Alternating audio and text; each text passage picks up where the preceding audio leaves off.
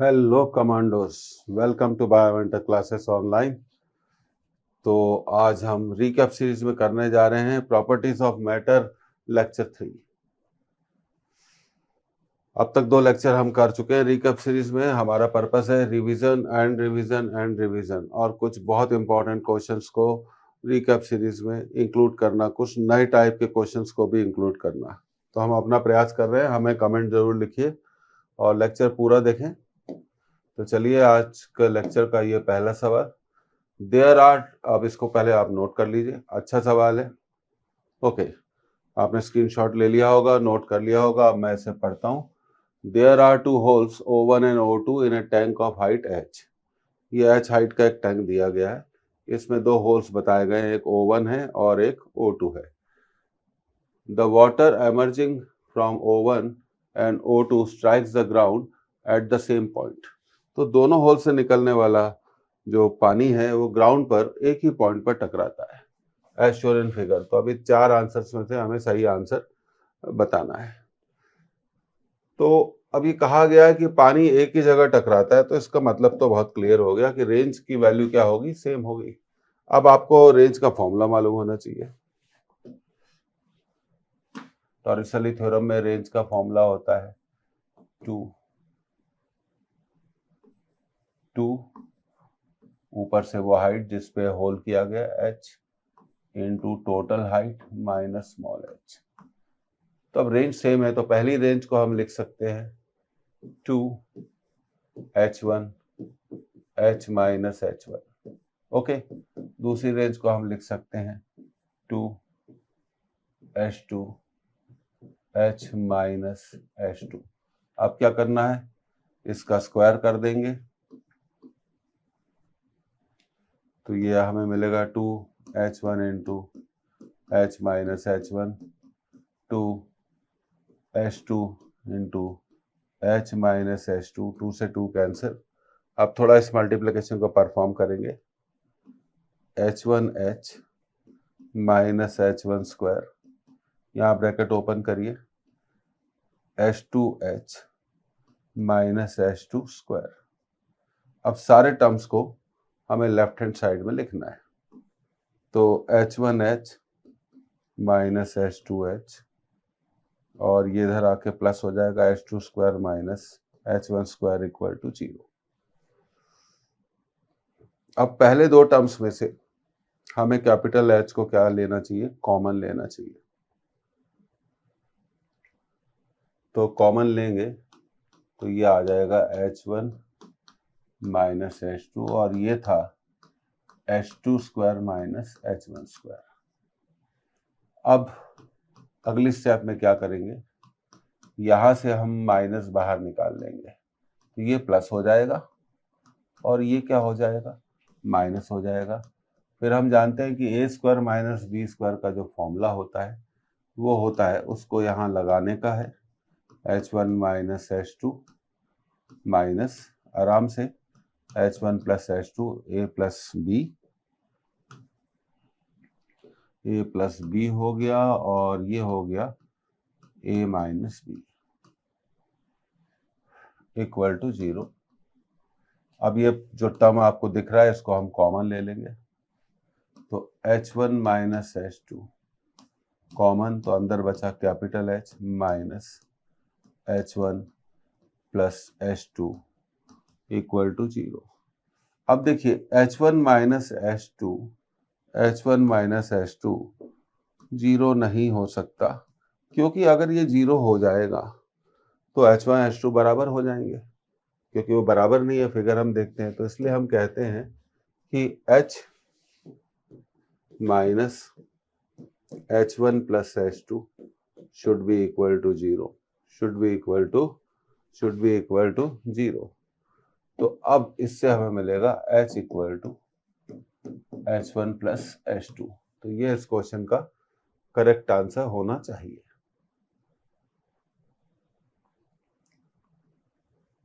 First option is the correct option. एक बार आप इसे और नोट कर लीजिए, रेंज सेम है, बस बाकी थोड़ा कैलकुलेशन था, उसके बाद ये आसानी से हमारा सॉल्व हो गया। तो ये रहा हमारा answer, H equal to H1 plus H2। Velocity of efflux के जो क्वेश्चंस होते हैं वो जनरली इंपॉर्टेंट ही होते हैं। तो चलिए अगले सवाल की तरफ बढ़ते हैं। ये रहा हमारा अगला सवाल, बहुत बढ़िया सवाल है और बहुत इंपॉर्टेंट है, इसे नोट किया जाए। ओके, अब इसको पढ़ते हैं। A hole is made at the bottom of a tank filled with water। एक टैंक जिसमें पानी भरा हुआ है, उसके बिल्कुल निचली तली पर हमने एक छेद कर दिया।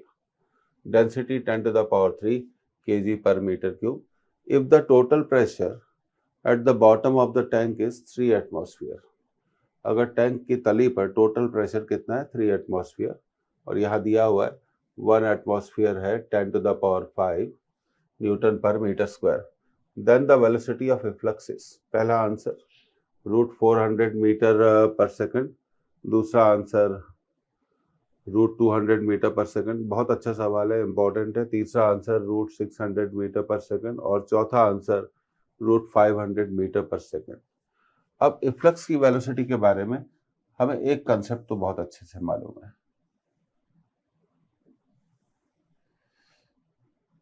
ये पानी यहाँ से बाहर निकल रहा है, टैंक है जिसमें पानी भरा हुआ है, और ये जो होल किया है ये इसकी ऊपर से कितनी हाइट है, h। तो वेलोसिटी ऑफ इफ्लक्स का फॉर्मूला तो हमें मालूम है, 2gh।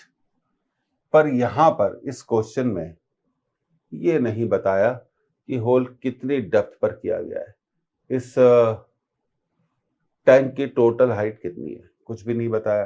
तो इतना तो बताया है कि टैंक के तले में बॉटम पर एक होल है और यहां से हमें वेलोसिटी निकालनी है जो कि है √2gh, और मान लीजिए h हाइट पर इसमें पानी भरा हुआ है। पर यहां हमें मालूम है कि टोटल प्रेशर कितना है, 3 एटमॉस्फेयर। 3 एटमॉस्फेयर आप अच्छे से जानते हैं, 3 एटमॉस्फेयर का मतलब होगा HDG।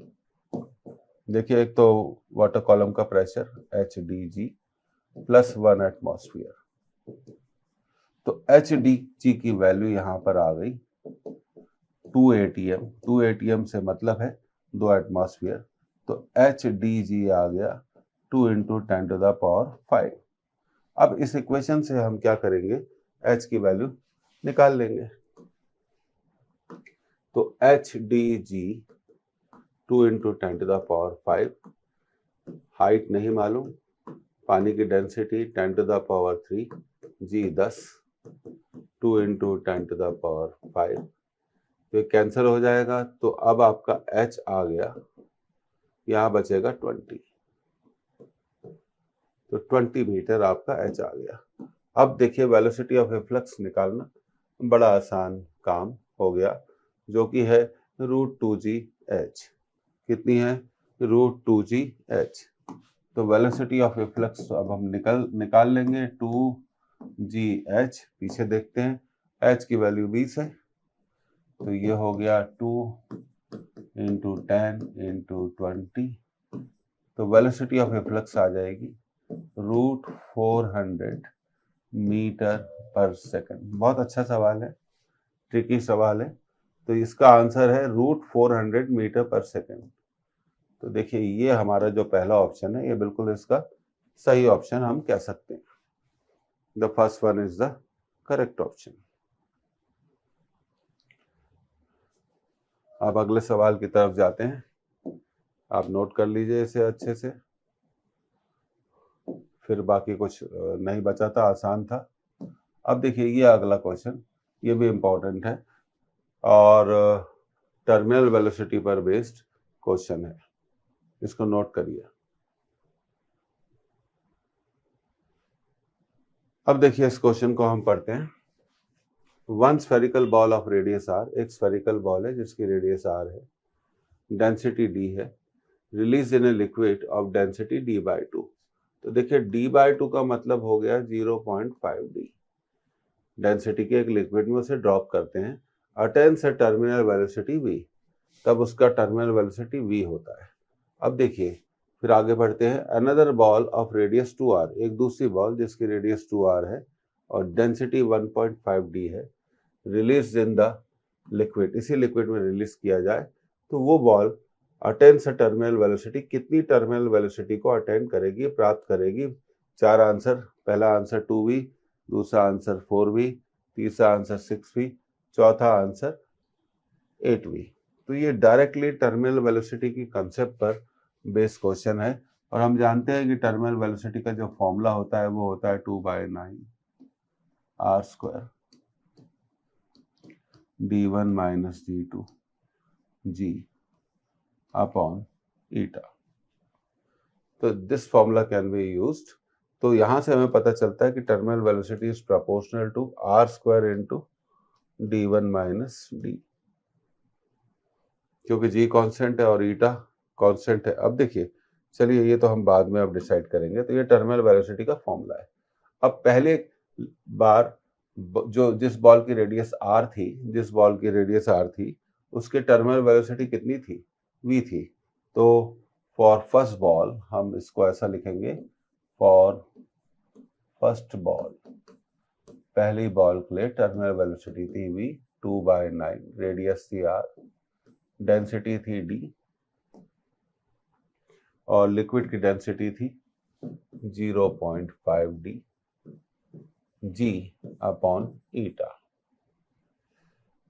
अब इसी तरह सेकंड बॉल के लिए भी टर्मिनल वेलोसिटी लिख लेंगे, फॉर सेकंड बॉल,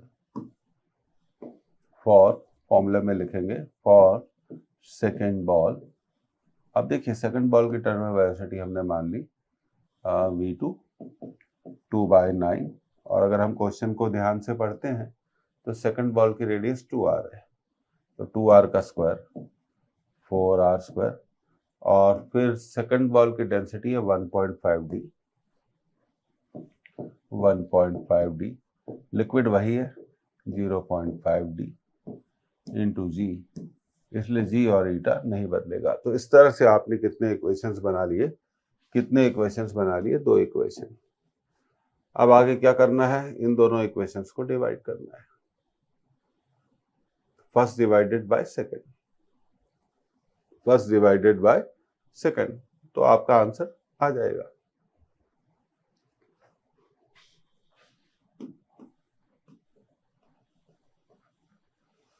तो v अपॉन v2, या एक काम करते हैं कि हम सेकंड डिवाइडेड बाय फर्स्ट करते हैं, क्योंकि v2 निकालना है हमें, ठीक है। तो हमें लिखना पड़ेगा सेकंड डिवाइडेड बाय फर्स्ट, ये थोड़ा आसान हो जाएगा, सेकंड डिवाइडेड बाय फर्स्ट। तो चलिए second v2 2/9 4r square 1.5d minus 0.5d into G upon eta, और फिर भी फर्स्ट का इक्वेशन अब थोड़ा लिख लेते हैं, तो फिर कायदे से डिवाइड करेंगे 2/9 r square d minus 0.5d g upon eta. तो ये सेकंड यहाँ लिख लिया और फर्स्ट यहाँ लिख लिया। अब सेकंड डिवाइडेड बाय फर्स्ट करने वाले हैं, v2 बाय v, यहाँ आएगा 2/9 4r square 1.5d minus 0.5d g upon eta divided by 2/9 r square d minus 0.5d g by eta. तो चलिए अब कैंसिल करना शुरू कर देते हैं। 2/9 से 2/9 कैंसिल, चलिए ये हो गया। उसके बाद r स्क्वायर से r स्क्वायर कैंसिल, उसके बाद g से g कैंसिल, और उसके बाद ईटा से ईटा कैंसिल। तो अब बचेगा क्या? न्यूमरेटर में हमारे पास एक ही टर्म बचेगा 4 into 1.5d minus 0.5d divided by d minus 0.5d। तो ये आपका टर्म बचेगा। 1.5d में से 0.5d को माइनस कर देंगे तो ये हमें बचेगा 1d, और ये d में से 0.5d को माइनस कर देंगे तो ये बचेगा 0.5d। अब इस d को भी कैंसिल कर दिया तो v2 अपॉन v की जो वैल्यू आ रही है, v2 अपॉन v की जो वैल्यू आ रही है 4 अपॉन 0.5, कितनी आ रही है 4 अपॉन 0.5। तो v2 अपॉन v की वैल्यू आ रही है 4 upon 0.5, that is 4 upon 1/2, that is 8। तो v2 बाय v 8 हो गया, तो v2 की वैल्यू कितनी होगी 8v होगी। तो इसका करेक्ट आंसर आना चाहिए 8v।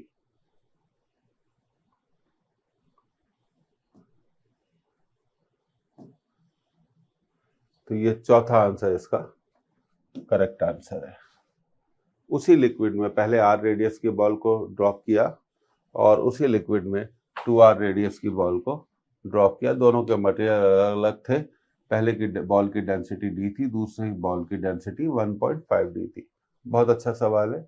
इस तरह की प्रैक्टिस आप रखिए टर्मिनल वेलोसिटी पे। सबसे पहले फॉर्मूले पे पकड़ बनाइए। तो ये इसका आंसर आ गया। आगे बढ़ते हैं तो देखिए ये आपका अगला सवाल, इसको आप नोट कर लीजिए। ओके, आपने नोट कर लिया होगा। At a point P in water pipeline, एक वाटर पाइपलाइन में पॉइंट P है, the velocity is 1 metre per second and the pressure is 3 into 10 to the power 5 Pascal. At another point Q, the area of cross section is half that P and the pressure is 5 into 10 to the power 5 Pascal. The difference of height between P and Q. तो P और Q की height में difference कितना होगा? जी दिया हुआ है 10 metre per second square. पहला आंसर है 10.5, दूसरा आंसर है 20.15, तीसरा आंसर है 4.5 and the fourth answer is 0। तो let us do it and let us first understand.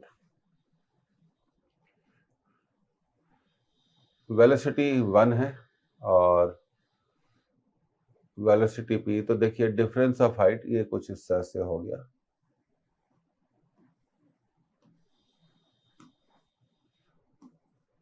ये h1 है और ये और फ्लो हो रहा है वाटर का या किसी भी लिक्विड का। तो दोनों का क्रॉस सेक्शन क्या अलग अलग है, और अगर इसका क्रॉस सेक्शन 2a है तो इसका क्रॉस सेक्शन क्या है a, और लिक्विड फ्लो हो रहा है इसमें। ये देखिए लिक्विड क्या हो रहा है आपका फ्लो हो रहा है। तो ये पाइप्स है, पाइप्स, दोनों पाइप्स की जो हाइट है वो क्या है बिल्कुल अलग अलग है। दोनों पाइप्स की जो हाइट है वो अलग अलग है। तो बर्नौलीज थ्योरम का सिंपल यूज करेंगे। तो बर्नौली थ्योरम कहता है P1 प्लस हाफ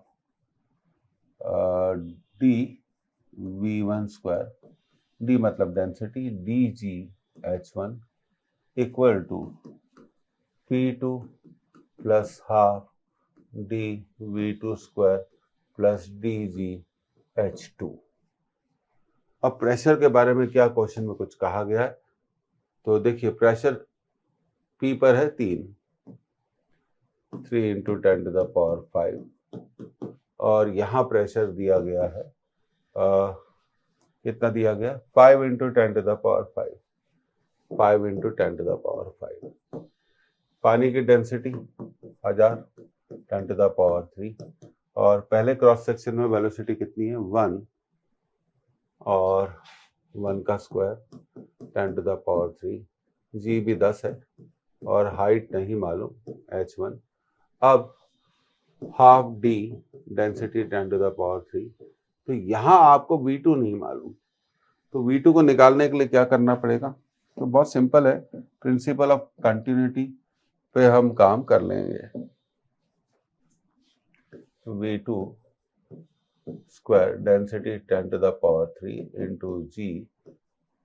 जी आपका हो गया, आप चाहे तो जी को रख सकते हैं 10, ठीक है 10 रख देते हैं, तो ये हो गया 10 क्यूब इंटू 10 इंटू H2।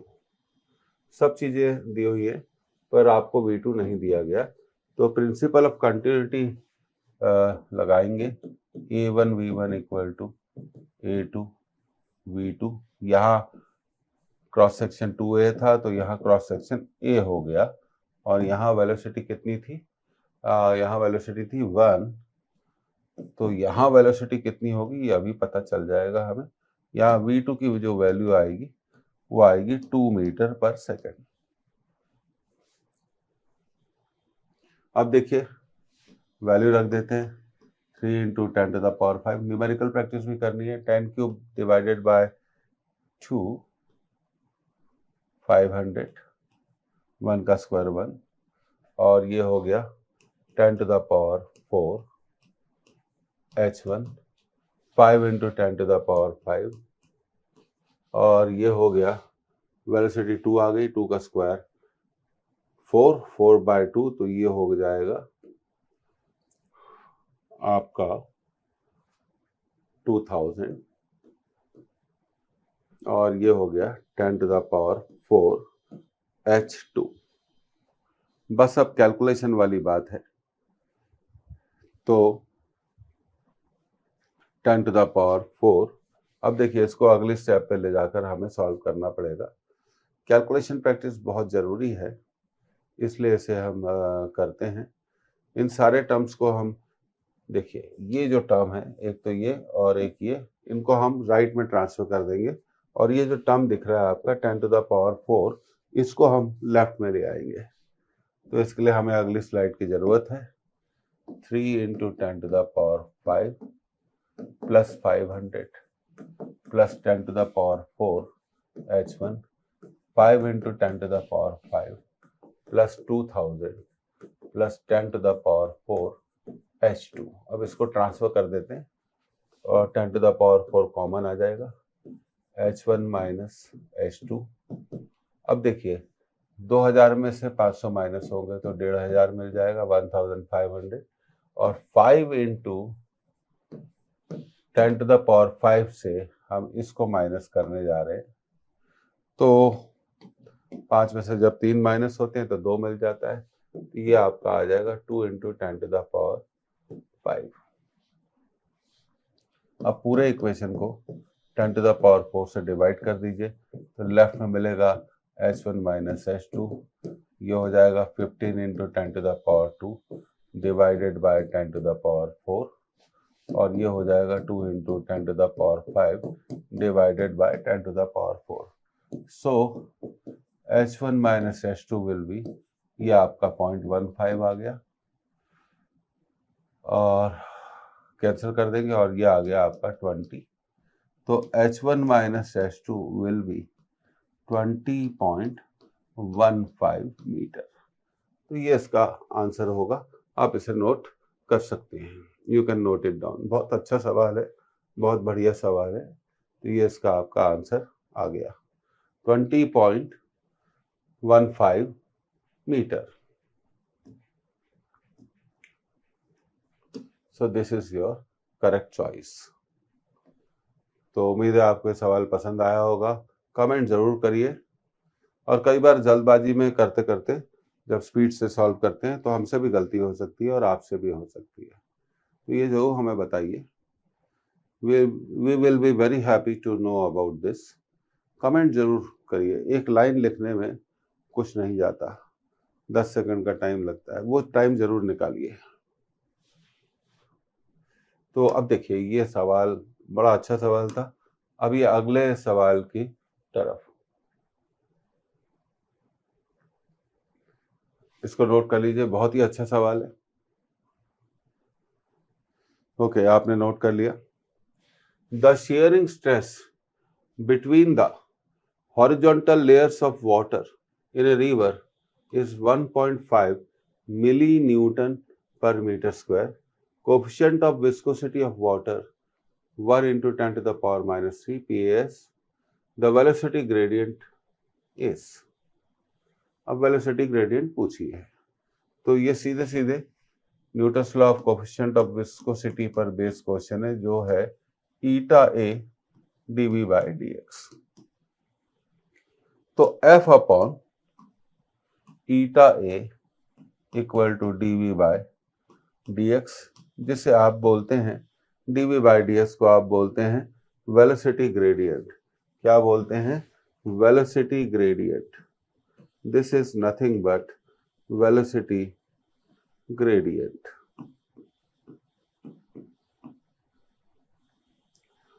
और तो वेलोसिटी ग्रेडियंट अब समझ में आ गया हमें।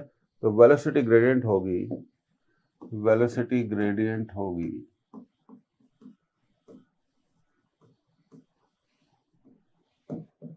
तो F अपॉन ईटा ए, और F अपॉन ए तो स्ट्रेस होगी, तो ये हो गई shearing stress divided by eta. तो वेलोसिटी ग्रेडियंट शेयरिंग स्ट्रेस को हम ईटा से डिवाइड करेंगे। तो शेयरिंग स्ट्रेस दी गई है 1.5 मिली, तो ये मिली को तो बदलना पड़ेगा, 1.5 इंटू 10⁻³ अब ईटा की जो वैल्यू दी गई है 1 इंटू 10⁻³, 1 इंटू 10⁻³, तो ये कैंसिल हो गया। तो ये आ गया आपका velocity gradient is nothing but equal to velocity gradient is equal to 1.5।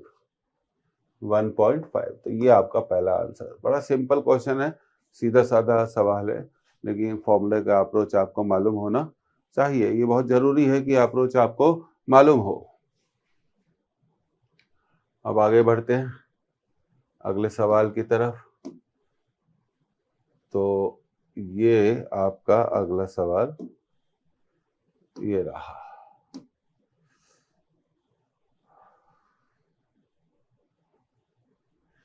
ये भी इंपॉर्टेंट सवाल है, आप इसे इंपॉर्टेंट मार्क कर सकते हैं, इसे नोट करिए।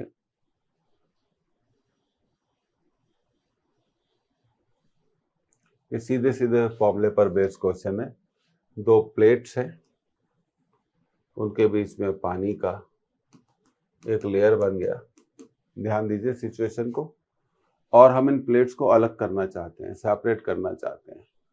एरिया दिया हुआ है और इन प्लेट्स के बीच में एक वाटर फिल्म बनी है। तो प्लेट्स के बीच में डिस्टेंस जितना होगा, वाटर फिल्म की थिकनेस है 0.05 mm, तो इसको थोड़ा बदल लें, 0.05 इंटू 10⁻³ मीटर। क्योंकि सरफेस टेंशन इसको क्या करेगा? अपोज करेगा, हमेशा ध्यान रखिए।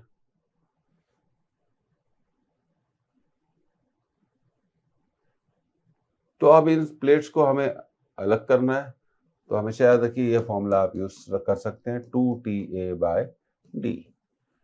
टी क्या हो गया आपका? Surface tension. ए क्या हो गया? एरिया। और डी क्या हो गया? डी क्या हो गया? डिस्टेंस। अब वैल्यूज रख देंगे तो ये आंसर आ जाएगा। ये सवाल क्या है, थोड़ा इंपॉर्टेंट है, इसका आप ध्यान रखिए। चलिए F इक्वल टू 2TA/d अगली स्लाइड में सॉल्व करते हैं। तो देखिए ये आपका जो आप फॉर्मूला हमने लिख लिया था 2TA/d। अब यहाँ वैल्यूज रख देंगे तो हमारा आंसर आ जाएगा। सरफेस टेंशन 70 इंटू 10⁻³ एरिया 10⁻⁻, कितना होगा? -2 होगा। और डी एक बार फिर चेक कर लेते हैं। तो डी को एक्चुअली हम ये लिख सकते हैं 5 इंटू 10⁻⁻5 मीटर। यस, ये थोड़ा ठीक रहेगा, 5 इंटू 10⁻⁻5। तो देखिए ये तो आपका हो गया कैंसिल, और 5 70 को कैंसिल कर देगा 14 टाइम्स। तो जो फोर्स का आंसर आना चाहिए 28 न्यूटन। कितना आना चाहिए? 28 न्यूटन। तो ये आपका पहला ऑप्शन क्या हो गया, सही है। तो ये इंपॉर्टेंट है, ये बड़ा ध्यान रखिएगा। अब ये तो क्लियर हो गया, बस यूनिट्स का ध्यान रखिए कि कैसे हम इसको कैसे हम सॉल्व करते हैं। 2TA/d, दो प्लेट्स के बीच में पानी की फिल्म बन गई, उनको अलग करने के लिए हमें क्या करना पड़ेगा। तो correct answer is 28 Newton.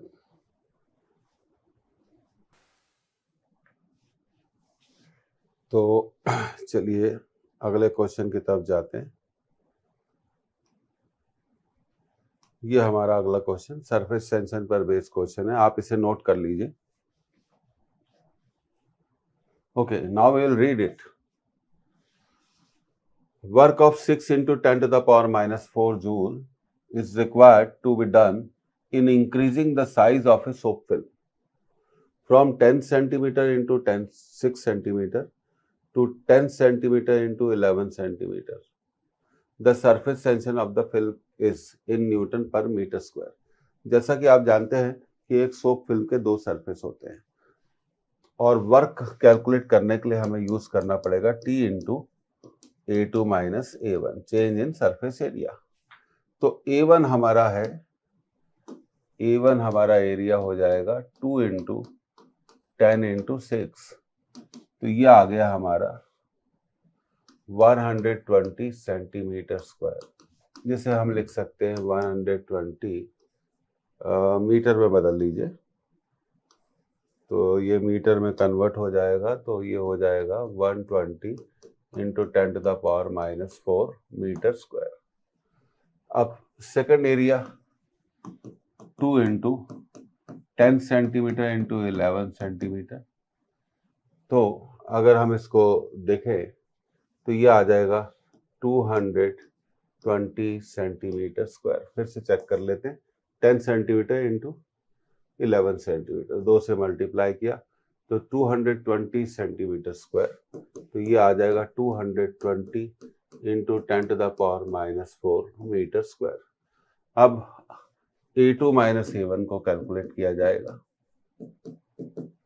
220 into 10 to the power minus 4 minus 120 into 10 to the power minus 4, तो A2 माइनस A1 हमें मिलेगा, 220 में से 120 माइनस जाएंगे तो ये बचेगा 100 into 10 to the power minus 4।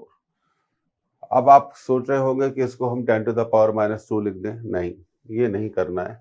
इसका कारण आपको पता चल जाएगा, क्योंकि देखिए जो वर्क डन है वो 6 into 10 to the power minus 4 है। अब हमारा फॉर्मूला है W equal to T into A2 minus A1, तो वर्क डन का वैल्यू है 6 into 10 to the power minus 4, 6 into 10 to the power minus 4 surface tension. अब ये है हमारा 100 into 10 to the power minus 4, ये कैंसिल हो गया, तो सरफेस टेंशन है 6/100 न्यूटन पर मीटर, जिसको हम लिख सकते हैं 6 into 10 to the power minus 2 newton per metre. Calculation practice के लिए हमने इस क्वेश्चन को यहाँ इंक्लूड किया है, और ये पुराने पेपर्स में इस तरह के क्वेश्चन आए हुए हैं। तो अब देखिए इसका आंसर है 6 into 10 to the power minus 2 newton per metre square. हमेशा याद रखिए सोप फिल्म के कितने एरिया होते हैं, 2, ये जरूर ध्यान रखना है हमें। बाकी तो ये आसान सवाल था, हो गया। अब आगे बढ़ते हैं, देखिए अगले सवाल की तरफ। ये बड़ा कॉमन क्वेश्चन है पर इंपॉर्टेंट है, इसे नोट किया जाए। अब देखिए ये क्वेश्चन थोड़ा लेंदी है और इसको हम एक डायरेक्ट फॉर्मूले से भी कर सकते हैं।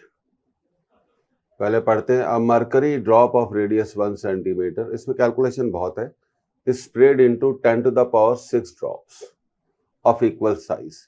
मतलब ये है कि एक मर्क्यूरी ड्रॉप है जिसकी रेडियस 1 सेंटीमीटर है, इसे हमने तोड़ दिया, स्प्लिट कर दिया, ब्रेक कर दिया, कितने ड्रॉप्स में, 10 टू द पावर 6 ड्रॉप्स में, और उन सभी 10 टू द पावर 6 ड्रॉप्स का साइज इक्वल है। The energy expanded in joule is, तो कितनी एनर्जी खर्च होगी Surface tension of mercury is 460 into 10 to the power minus 3 newton per metre. पहला ऑप्शन 0.057। ऑप्शन बताता है कि कैलकुलेशन बहुत अच्छा लंबा वाला होने वाला है, 5.7। तीसरा answer 5.7 into 10 to the power minus 4। चौथा answer 5.7 into 10 to the power minus 6। आप इस क्वेश्चन को एक डायरेक्ट फॉर्मूले से भी कर सकते हैं, पर इस क्वेश्चन में कुछ और थ्योरीज हैं जो हिडन है, तो मैं उसे पूरा एलाबोरेट करना चाहता हूं। अब मान लीजिए कि यह आपका आर रेडियस का एक ड्रॉप है,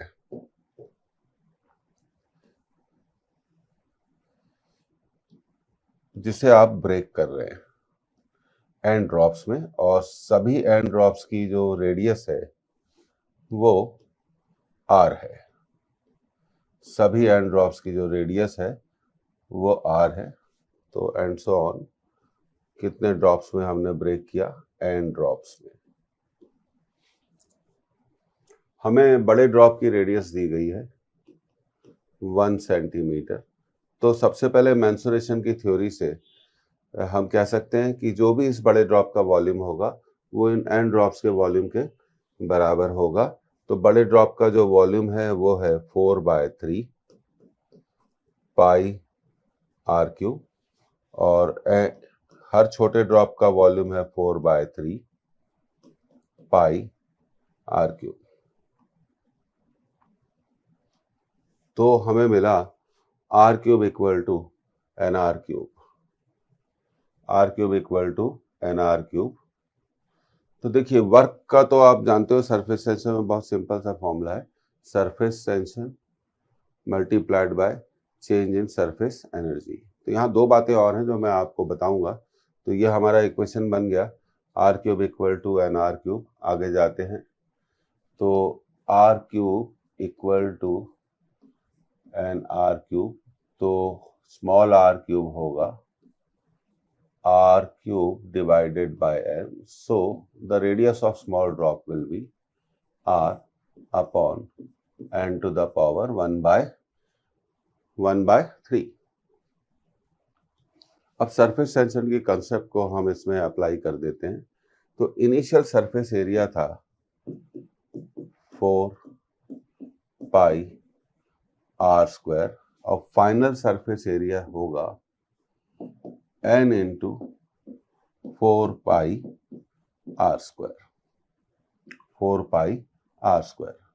अब यहाँ पर क्योंकि हमें कैपिटल आर दिया हुआ है तो हम स्मॉल आर की वैल्यू रख देंगे, n into 4 pi. Small R की वैल्यू रख दी हमने, तो ये हो गया R square upon n to the power 2/3। तो ये फाइनल सरफेस एरिया हमारे को मिला 4 pi R square into n to the power 1/3। तो देखिए, ऊपर पावर 1 है, नीचे पावर है 2/3। जब 2/3 ऊपर जाएगा तो क्या हो जाएगा? निगेटिव हो जाएगा। तो 1 माइनस 2/3 1/3। अब तो ये तो हो गई एक कंसेप्ट। अब वर्क डन। अब देखिए, हमें पता चलता है A2 is greater than A1। तो A2 ग्रेटर देन A1 बताता है कि सरफेस एनर्जी इंक्रीज हो गई। तो हमेशा याद रखिए, जब भी सरफेस एनर्जी इंक्रीज हो जाएगी, क्योंकि सरफेस बढ़ गया, सरफेस के बढ़ने से सरफेस एनर्जी इंक्रीज हो जाएगी, तो सवाल ये उठता है कि वो जो सरफेस एनर्जी इंक्रीज हुई है वो कहाँ से आई है। इसका मतलब ये है कि सिस्टम की कुछ एनर्जी सरफेस एनर्जी में कन्वर्ट हो गई। तो जब सिस्टम की कुछ एनर्जी सरफेस एनर्जी में कन्वर्ट हो जाएगी तो सिस्टम की एनर्जी कम हो जाएगी, और इसके कारण ड्यू टू दिस, जब सिस्टम की एनर्जी कम हो जाती है तो टेम्परेचर क्या होता है? कम हो जाता है। तो ऐसी प्रोसेस में जब भी एक बड़े ड्रॉप को छोटे ड्रॉप में ब्रेक किया जाएगा, छोटे ड्रॉप्स में, आइडेंटिकल छोटे ड्रॉप्स में ब्रेक किया जाएगा, तो आपको हमेशा एक चीज़ याद रखनी है कि टेम्परेचर हमेशा क्या होगा? कम हो जाएगा। तो अब देखिए, तो वर्क डन होगा W equal to T into A2 minus A1। तो A2 है 4 pi r square n to the power 1/3 minus 4 pi r square। अब हम क्या करेंगे, तो मैं ये आपसे कह रहा था कि आपको ये फॉर्मूला याद रहना चाहिए, n to the power 1/3 minus 1। इस फॉर्मूले के आप डायरेक्ट यूज से ऐसे क्वेश्चंस को कर सकते हैं। तो यहां तक तो ये बात आपको क्लियर हो गई होगी। अब हम पीछे स्लाइड पर जाते हैं, तो हम देखते हैं अब हमें यहाँ t की वैल्यू पुट करनी है, r की वैल्यू पुट करनी है। तो ये फॉर्मूला हमने यहाँ पर बना लिया। तो W equal to 4 pi r square surface tension n to the power 1/3 minus 1।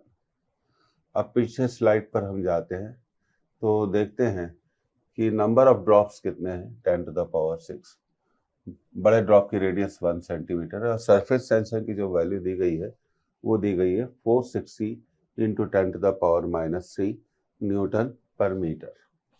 तो इसी को हम यूज करेंगे। 4 पाई रेडियस 1 सेंटीमीटर है, तो 1 सेंटीमीटर को लिख सकते हैं 1/100 मीटर, और सरफेस टेंशन है 460 into 10 to the power minus 3। Number of drops हैं 10 to the power 6 to the power 1/3 minus 1। तो डायरेक्ट हम फॉर्मूला यूज कर सकते हैं। तो आप देखिए ये आ गया 4 पाई और ये आ गया 10 to the power 2 का स्क्वायर, और ये हो गया 46 इंटू 10 to the, एक जीरो खत्म हो जाएगा। अब ये आया हमारा पावर टू पावर मल्टीप्लाई हो जाएगी 6 इंटू 1/3 माइनस 1। तो यहाँ पर आया 4 पाई इंटू 46। अब ये 10 टू द पावर 4 ऊपर जाएगा, 10 टू द पावर माइनस 6। अब ये हो जाएगा 100 माइनस 1।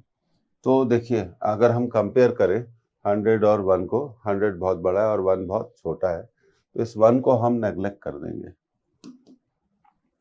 4 को मल्टीप्लाई कर दें 6 से, 4 6 या 24, 2 बचा, 16 और 2 18, 184 पाई और 10 to the power minus 6 into 10 to the power 2, 1 को छोड़ दिया।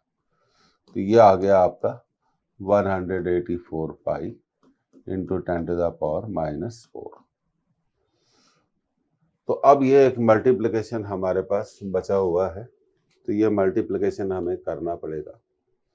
अब जैसा कि आप जानते हैं कि पाई होता है 3.14, तो मल्टीप्लाई कर लीजिए, कोई परेशानी वाली बात नहीं है। 4 इंटू 4 16, 1 4 8 32 और 1 33, 33, 1 बचा 536। 4 कैलकुलेशन की प्रैक्टिस करिए, 8 1 और 3 से मल्टीप्लाई कर दिया 12, 1 बचा 25, 2 बचा 5। तो ये देखिए ये आ गया आपका 6 7, 5 8 13 और 2 15, 1, ये आ गया 7, ये आ गया 5 7 5 7 6। तो ये हो गया हमारा 5 7 5 7 6 into 10 to the power minus 4। तो अब हम इसको लिख सकते हैं 5.7576। तो अप्रोक्सीमेटली हम इसको लिख सकते हैं 5.7 जूल। 5.7 जूल्स। तो मल्टीप्लिकेशन से मत घबराइए, तो मल्टीप्लिकेशन हम कर सकते हैं। तो 5.7 जूल्स के आसपास इसका आंसर होगा। तो ये सेकंड ऑप्शन इसका क्या है, सही है।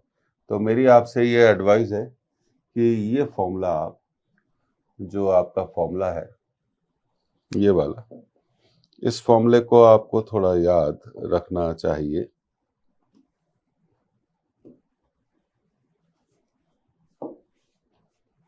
ये देखिए तो ये फॉर्मूला अगर आप याद रखें, और दूसरी चीज़ आपको एक और याद रखनी चाहिए कि ऐसी प्रोसेस में जो टेम्परेचर होता है वो क्या हो जाता है, कम हो जाता है। टेम्परेचर क्या हो जाता है, कम हो जाता है। दूसरी चीज़ आपको याद रखनी चाहिए, टेम्परेचर डिक्रीजेस। और इसका बेस्ट एग्जाम्पल तो आपको अपने घरों में ही मिलेगा।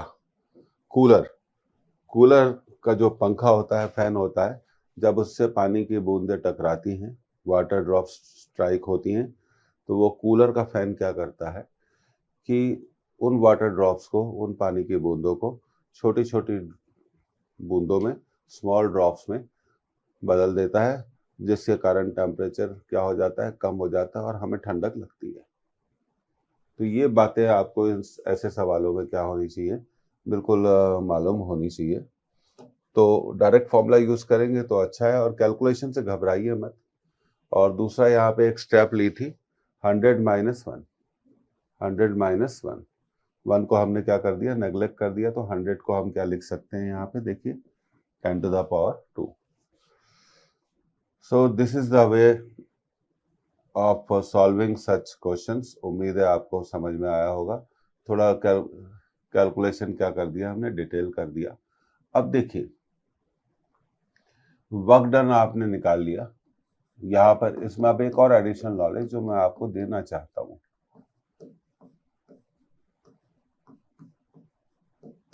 अब वर्क डन को हम बोल सकते हैं जे क्यू। हम थोड़ा टेम्परेचर चेंज के बारे में बात करना चाहते हैं क्योंकि हम रिवीजन कर रहे हैं। 1/3 माइनस 1, और क्यू को हम लिख सकते हैं M S delta theta. Work किस में कन्वर्ट हो गया, हीट में। तो 4 pi R square T N to the power 1/3 minus 1। तो देखिए ये थोड़ा 1/3 माइनस 1 है, 1/3 माइनस 1। और मास को आप लिख सकते हैं, देखिए अब मास को क्या लिख सकते हैं, डेंसिटी डी इंटू वॉल्यूम। तो वॉल्यूम में हमने लिख दिया 4 पाई आर क्यू। तो देखिए चेंज इन टेम्परेचर को भी निकालना बहुत आसान है। और अगर हम पीछे जाएं तो ये मैं थोड़ा एडिशनल आपको बताना चाहता हूं क्योंकि हम रिवीजन कर रहे हैं। तो ये देखिए, यहाँ पर आप देखिए n टू द पावर 1/3, अगर हम यहाँ से देखें n टू द पावर 1/3 को हम लिख सकते हैं capital R upon small r, capital R upon small r minus 1। अब देखिए ये 4 पाई क्या हो गया, अच्छा डेंसिटी इंटू वॉल्यूम, वॉल्यूम 4/3 होता है, पाई कैंसिल हो गया, 4 भी क्या हो गया, कैंसिल हो गया। अब बचेगा क्या, J D S delta theta into R, एक आर बच जाएगा क्योंकि ये आर स्क्वायर आर क्यूब को कैंसिल करेगा कितनी बार, आर बार, इक्वल टू ये सब कैंसिल हो गया, तो ये बचा T R upon R minus 1। तो यहाँ से आप देखिए कितना बढ़िया तरीके से आप चेंज इन टेम्परेचर को भी निकाल सकते हैं। 3T अपॉन जे मैकेनिकल इक्विवेलेंट एस डी, और ये जो आर डिवाइड होगा, तो जब ये आर से डिवाइड हो जाएगा तो ये हो जाएगा 1/r माइनस 1/r। तो ये एक और फॉर्मूला है जो मैं चाहता हूँ आपको, यहाँ थोड़ा एडिशनल हमने बता दिया, पढ़ना पड़ेगा। तो चेंज इन टेम्परेचर, ऐसी प्रोसेस में चेंज इन टेम्परेचर कितना होता है, ये हमें अब क्या करना चाहिए, याद रखना चाहिए। और कई बार, एक बार क्या हुआ था, जब एग्जाम में ये एक सवाल पूछा गया तो बड़ी जोरदार बात हुई थी।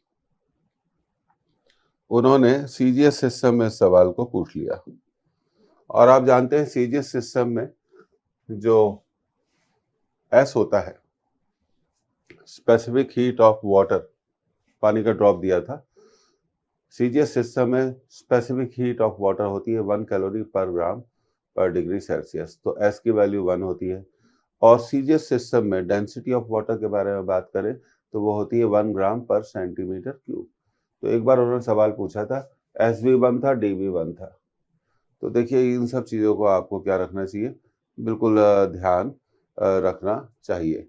ऐसी चीज़ें बहुत इंपॉर्टेंट होती हैं। तो ये थोड़ा डिटेल डिस्कशन हमने एक क्वेश्चन का किया। मुझे लगता है कि ऐसे क्वेश्चन एक्सपेक्टेड हैं।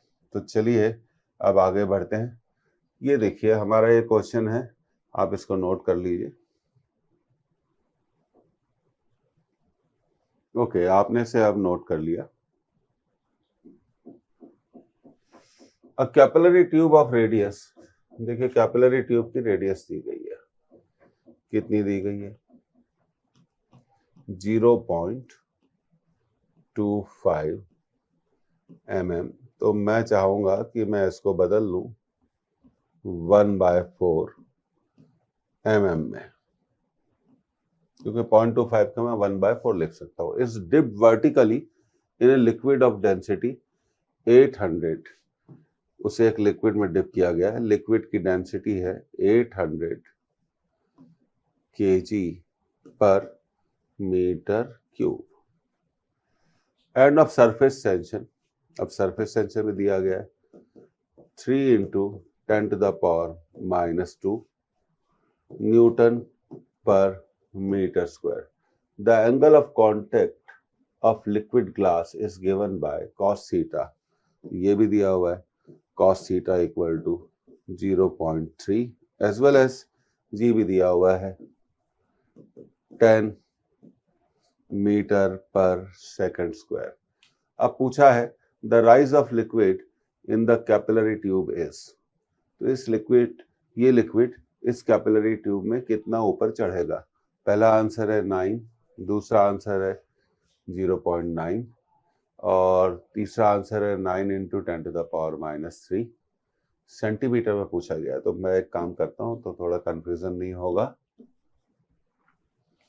ये सेंटीमीटर में पूछा गया है तो मैंने यहाँ सेंटीमीटर लिख दिया। तो अब देखिए कैपिलरी राइज का फॉर्मूला अगर हम देखें, वो होता है, कैपिलरी राइज का फॉर्मूला होता है 2t cos theta by r equal to HdG। तो कैपिलरी राइज होगी 2t cos theta upon RdG। हम एमकेएस में ही कैलकुलेट करेंगे। अब देखिए यहाँ पे सरफेस टेंशन है 3 × 10⁻⁻2, तो ये हो जाएगा 2 × 3 × 10⁻²। cos थीटा की वैल्यू है 0.3।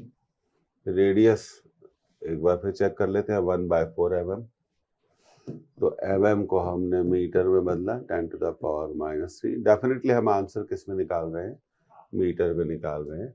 और डेंसिटी है 800 kg पर मीटर क्यूब, ये डेंसिटी रख दी 800 kg पर मीटर क्यूब। और जी की वैल्यू एमकेएस में हम क्या बोलते हैं, वो बोल रहे हैं कि जी आप ले लो।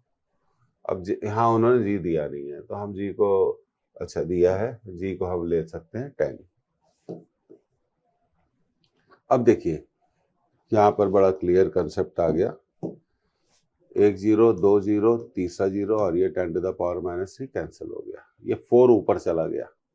तो जब ये 4 ऊपर ज़्यादा जाएगा तो 4 × 2 × 3 अब इंटू 10⁻², और इस 0.3 को मैं लिख दूंगा 3 × 10⁻⁻1 और नीचे है हमारा 8। तो 4 × 2 8, 8 8 कैंसिल, तो 3 × 3। अब देखिए h का फॉर्मूला आ गया 3 × 3 9 × 10⁻³ मीटर। 9 देखिए कितना अच्छा डेटा था, तो हमने इसे आसानी से कैलकुलेट कर लिया। पर अगर हम क्वेश्चन पे जाएं तो क्वेश्चन पे दिया हुआ है भाई, ये किस में दिया, निकालना है हमें सेंटीमीटर में। तो मीटर को सेंटीमीटर में कन्वर्ट करने के लिए मीटर को सेंटीमीटर में कन्वर्ट करने के लिए 100 से मल्टीप्लाई कर देंगे तो ये आ जाएगा। अब ये आंसर किस में आ गया आपका, सेंटीमीटर में आ गया। तो ये आ गया 9 × 10⁻⁻1 सेंटीमीटर। तो अब देखिए आंसर होगा H = 0.9 सेंटीमीटर। तो इस क्वेश्चन का आंसर है 0.9 सेंटीमीटर। 0.9 सेंटीमीटर। आप इसको नोट कर लीजिए, स्टेप्स बहुत इंपॉर्टेंट हैं।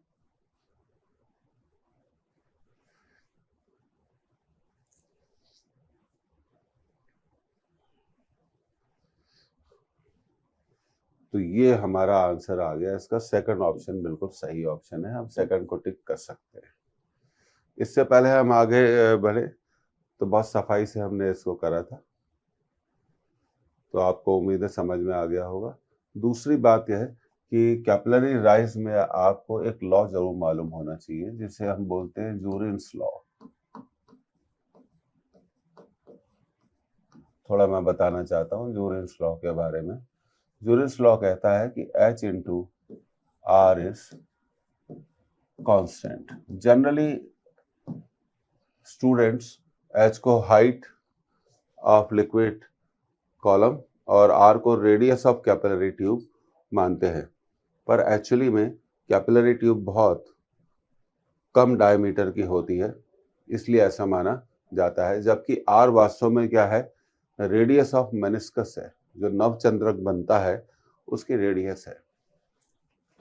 तो ये लॉ कहता है H1R1 = H2R2। अगर आप कैपिलरी ट्यूब की रेडियस को बदलोगे तो हाइट भी बदल जाएगी। तो अकॉर्डिंग टू द लॉ, अगर रेडियस कम होगी तो हाइट ज्यादा होगी। लेकिन इस लॉ का रियल एप्लीकेशन ये है कि कोई पानी कभी भी लिक्विड कभी भी कैपिलरी ट्यूब से बाहर नहीं हटेगा, बाहर नहीं जाएगा। ये इसी लॉ की एप्लीकेशंस पर हमें बताया जाता है कि कभी भी बाहर नहीं जाएगा। अगर कैपिलरी ट्यूब की लेंथ इनसफिशिएंट है, अगर कैपिलरी ट्यूब की लेंथ इनसफिशिएंट है तो लिक्विड क्या करेगा, कैपिलरी ट्यूब के टॉप तक जाएगा, पर वहां पर पहुंचकर अपनी मेनिस्कस को, नवचंद्रक की त्रिज्या को, अपनी मेनिस्कस रेडियस को क्या कर लेगा, बदल लेगा, पर बाहर नहीं निकलेगा। इस लॉ के कुछ इम्प्लीकेशंस हैं।